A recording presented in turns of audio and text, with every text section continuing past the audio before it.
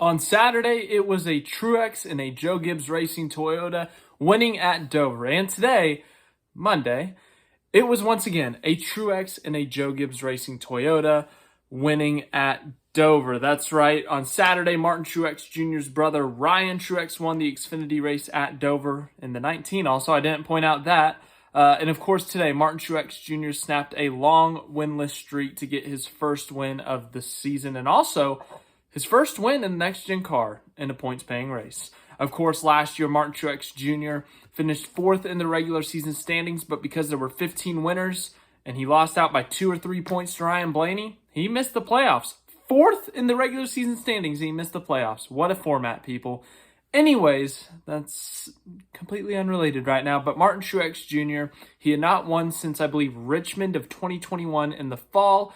Well, he gets it done today. He won the Clash earlier in the year, yes, but once again, that's a non-points paying race. But at Dover, a track that he's had a lot of success at, he got his first career win there. He won a couple times there with Furniture Row. He once again wins. And he is now locked into the playoffs. So Martin Truex Jr. not going to have to stress like he did last year in those final few races about making the playoffs because he has a win. He is in. So, yes, a long winless streak snapped. And, of course, Truex safe in the playoffs, unlike last year.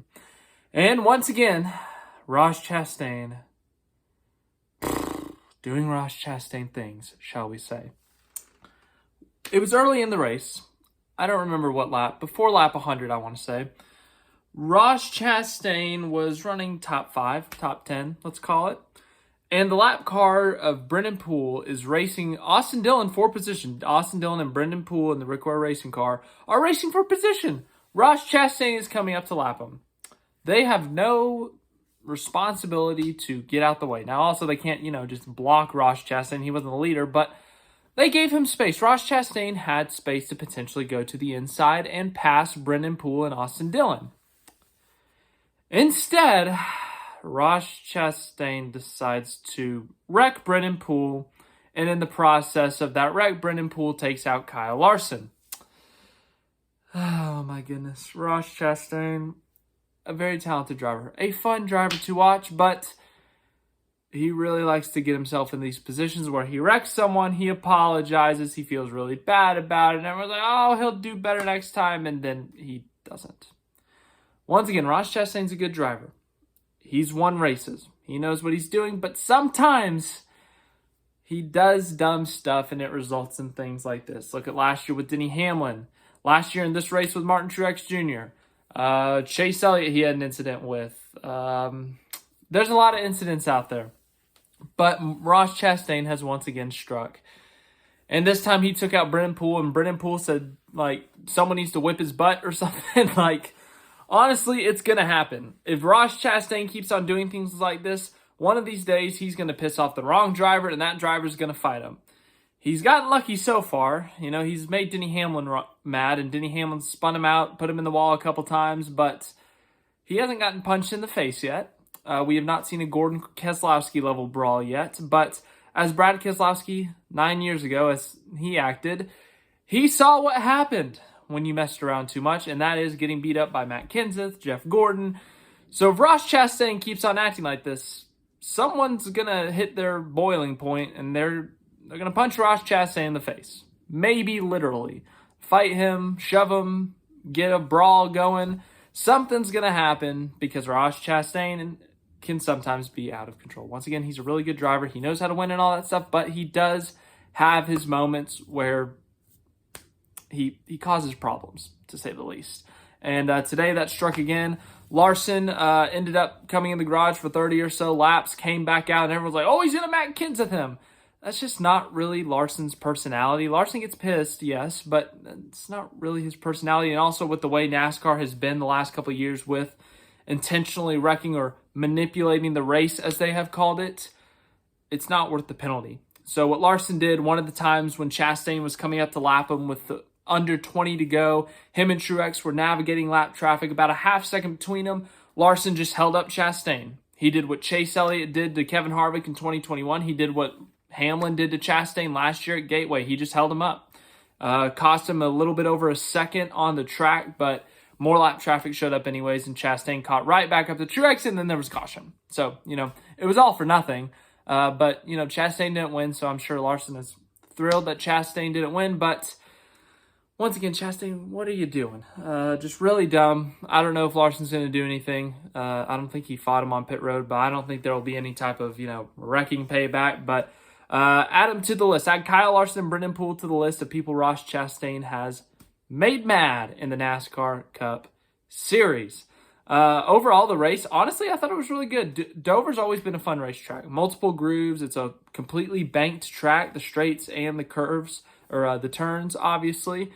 And it's always been a fun racetrack. Tire wear has been good there. We could really see the rubber get built in as the race went on, and they would show it. They'd say, like, oh, this was lap 5, this was lap 85, and the track was much darker because of that rubber and all that stuff.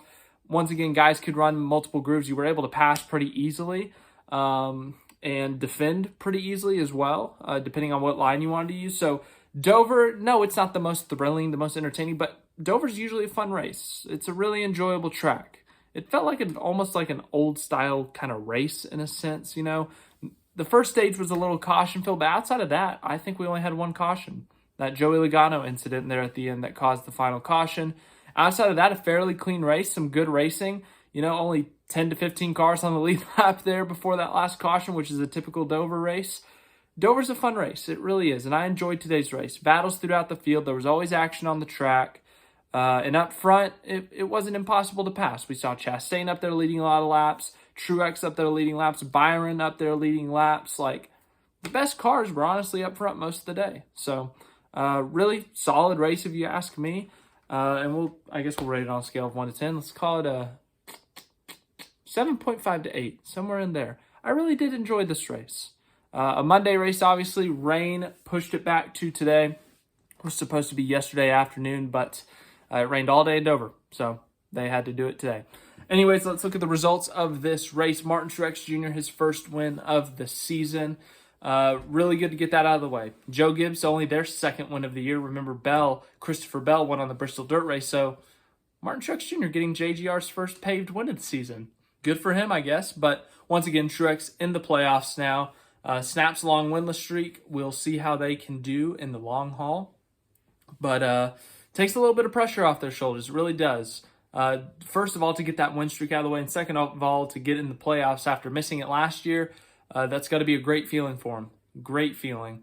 So they've got a lot of pressure off of their shoulders now. They can take a little bit more risks in some of these late race situations, whether it's staying out, taking 2 tires. But it worked out for him today. And speaking of taking 2 tires, that last pit stop, James Small with a really good call to take 2 tires and keep the track position, keep the lead, because he knew other people would do it. I think Bell and who else? Someone else. Blaney ended up doing it. But Truex was able to hold on, was running some really fast laps, though, even with only the right side tires. Ross Chastain finished second. Another really good run at Dover. Finished top 5 here last year, led a bunch of laps. He does the same thing this year. One of the best cars all day. Him, Byron, Truex were the 3 best all day long. And yeah, he once again wrecked some people on the way, but ends up getting a top 5 regardless. He's still making enemies out there, which is still a problem, but he still got a good finish. Still led some laps. I think he won a stage, but regardless, good finish for him. Ryan Blaney finished third, almost snapped his winless streak. It's been a while since he's won a cup race. It's been since 2021 Daytona, maybe, the fall race. But yeah, Ryan Blaney, really good run, was fighting with Truex for the win there on that last restart, but just couldn't quite get ahead of him. But a top 5 finish, back-to-back top 5s from what I know. And once again, running up front, he's going to break through at some point. Kansas, a track next week. I think he ran good there last year, I believe. But yeah, Blaney, he's going to get that win eventually. It's going to happen soon. He's been running too well recently to not win. 4th place, William Byron, one of the best cars all day. One of those long green flag runs. The tires, the rear tires, I think they said, were just wearing too quickly, and it was making him really loose, and he dropped from the lead to like 6th or 7th right before the final green flag pit stops. He takes 4 tires on that last pit stop, recovers, gets up into 4th. Really good day for him. Won a stage, led a lot of laps, showed a lot of speed once again. Not the win, obviously, but they still picked up a playoff point, led a lot of laps, showed some speed. So good performance from him. Fifth place, Denny Hamlin. He had a really good car today. Was up there competing for the lead at times. Top 5 most of the day, if not 6th or 7th. The Joe Gibbs Racing, all 4 of them, really fast today. Hamlin was a part of that case, obviously. As you see, he finished up here in the top 5, but really good day for him. Still looking for that first win of the year, though. Christopher Bell, 6th. As I said, Joe Gibbs Racing really fast all day. Bell was a part of that. 7th place, Tyler Reddick. Good run for him. 8th place, Brad Keselowski. 9th place, Chris Buescher. Once again, RFK having a really solid year so far. Another double top 10 for him. Josh Berry finishes 10th. Good for him. Yeah, just really good for him. He gets back in a Cup Series car, was 10th to 15th most of the day. Ends up getting a top 10. Josh Berry's been impressive in Cup, and of course there's all these rumors about that he's going to be going somewhere next year in Cup. Some of the speculation, I guess, is SHR, but he's showcasing his talents. He may very well be in a top Cup Series team next year. Chase Elliott finishes 11th. Bubba Wallace 12th. That was the last car on the lead lap. Ty Gibbs 13th. That's a disappointing result, I got to say. Ty Gibbs was top 5 there on that last run. Top 5, top 10 most of the day. He was really, really good today. Very impressive. He's been doing better than I expected this year, I will say. I didn't have him making the playoffs, but he had that string of 3 or 4 top 10s early on in this season. He was top 5 today, late in the race. He was genuinely fast today. It was impressive, and he finishes 13th because they had a mistake on pit road or something went wrong where they were short on fuel, and they kind of had to run slow, essentially, because they were 7 laps short on fuel. So to make it to the end, they had to run slow. But if it wasn't for that, Ty Gibbs probably would have finished in the 5th to 7th range. He had a really good day today, so that was impressive. Speaking of impressive, Corey LaJoie, another top 15 finish. Spire and LaJoie have been killing it this year. I don't know what is in that car this year, but LaJoie has been getting the most out of it. Another very impressive finish for him. Ricky Stenhouse, 15th. Jones, 16th. Priest, 17th. Allmendinger, 18th. 19th, Harvick. He was up in the top 5, top 10 at times, but I think they had a tire coming apart at the end of one of the stages.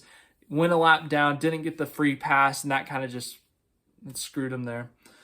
20th, Harrison Burton. 21st, Kyle Busch led the opening 20 laps, got a speeding penalty, was in the back of the field, and when he was back there was a crash. He got some damage, and it ruined his day. 22nd, Michael McDowell. Justin Haley, 30th. Almirola, 24th. I don't know why I said 30th. 23rd, 24th. Todd Gilliland, 25th. Austin Cindric, 26th. Austin Dillon, 27th. J.J. Yeley, 28th. 29th, B.J. McLeod. 30th, Chase Briscoe. 31st, Joey Logano took a hard hit. Was the cause of the final caution. Something went wrong with that car. I don't know what. 32nd, Kyle Larson. As I said, involved in that incident with Chastain after Brennan Poole got dumped by him. Disappointing result for him. He tried to get back at Chastain by holding him up. Technically did the job, I guess. But disappointing for him. He had a fast car. 33rd, Brennan Poole. His first Cup start in a couple of years, and he gets taken out by Chastain. Disappointing. But for real, I feel bad for him. His first race in a while, and he gets taken out by Chastain. Like that, it sucks for him. I hope he gets another shot. Gregson crashed early. Suarez crashed early. Ty Dillon all crashed early. And those are your results from Dover. So, yeah, let me know what your thoughts on the race were. Once again, I thought it was a solid race. I really did. It had a good amount of action. It didn't get too crazy there. You know, there wasn't a crap fest at the end with the late caution, a bunch of crashing. The racing was clean. It was fun. Truex and Blaney, they were fighting for the win at the end, and Truex was able to hold on, and then Blaney getting passed by Chastain. Chastain couldn't do anything. So let me know what your thoughts are on the race. Let me know what your thoughts are on Chastain. Once again, wrecking some people. And I'll see you guys in the next video, whenever that may be. Next week, we got Kansas on the schedule. We also got F1 in Miami, so I don't have to wake up at 6 a.m. Let's go. But we'll see. We'll see how those races go, and if there's any news this week, obviously I'll tell you. Thanks for watching, and I'll see you in the next video.